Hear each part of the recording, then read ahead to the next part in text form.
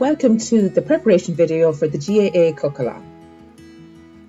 The first thing I'm going to do is prepare the marinade for the chicken. Here I am grating my piece of ginger and my cloves of garlic. Then I will add 1 tablespoon of olive oil to that and 3 tablespoons of plain natural yogurt. Then I add my seasoning, so I have 3 teaspoons of garam masala, 1 teaspoon of turmeric, 1 teaspoon of cumin. I'm also adding 1 teaspoon of chili powder, but just if you don't want it too spicy, a 1/4 teaspoon might be enough of this. Then some sea salt and black pepper, and give that a good mix up.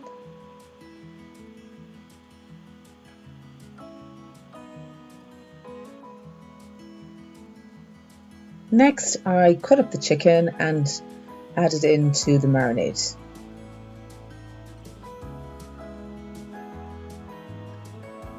Give your hands a good wash and wipe down your countertop after handling your raw meat. And then give your chicken a really good stir. It's ideal to do this the night before or the morning of the day you'll be cooking the dish, but if you just do it right before we start the cook along, it'll be fine too. Pop that into the fridge. Here I'm preparing the rice. I have 1 full mug of rice that's going to feed 4 people, and I'll be using 2 mugs of water to cook off that rice. Chopping up 1 onion, nice fine slice on the onion, fine dice. It's a good idea to have the onion chopped before we start the cook along. It'll take all the pressure off when we're actually cooking. Here I have the spices I'll be using. There's turmeric, coriander and cumin. You can choose to leave them out if you prefer. One thing that's really important before the cook along is to give your rice a really good rinse, and then soak it in a saucepan of water for a good half an hour before we start the cook along.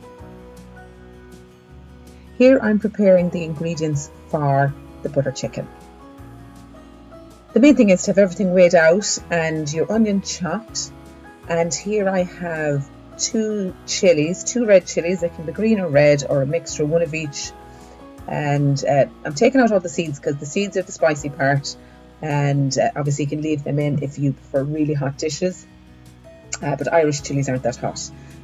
So really all you need to do there is make sure that your onion is finely chopped and your chili is finely chopped, and all your other ingredients ready to go, laid out and ready to go for you. Make sure that the oil that you're going to use is nice light flavoured oil and not an olive oil, because we'll be frying off those spices and we don't want it to burn. Here I have ginger from the freezer. It's peeled and ready to go, and I will take it out of the freezer just as I'm about to use it. Next I have the ingredients for the basil pesto. 1 packet of basil leaves and the pine nuts, cloves of garlic, Parmesan cheese grater, spatula, olive oil, a frying pan and a blender. I also have ice cube trays to freeze the pesto that's left over. Here I have the ingredients laid out for the bruschetta topping, and it's 4 tomatoes, 4 or 5, whatever number of slices of bread, nice crusty bread. A sourdough is really good.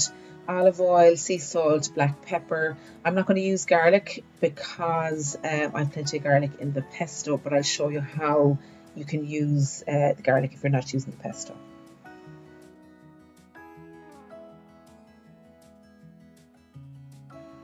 And here's everything that we need for the flourless chocolate muffins. There's 200 grams of dark chocolate, butter and sugar, and 4 eggs.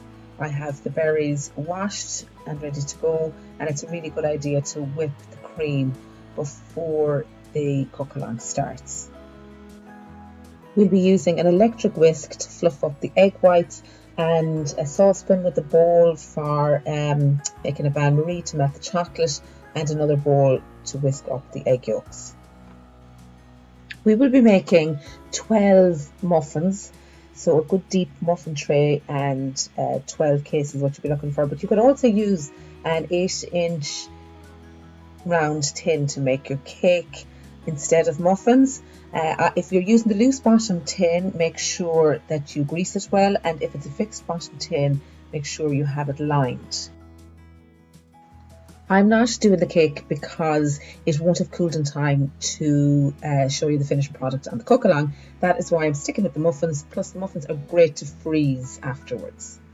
And if you do decide to do the cake, this is hopefully what it will look like. So I will see you all on Saturday at 5 p.m. Bye.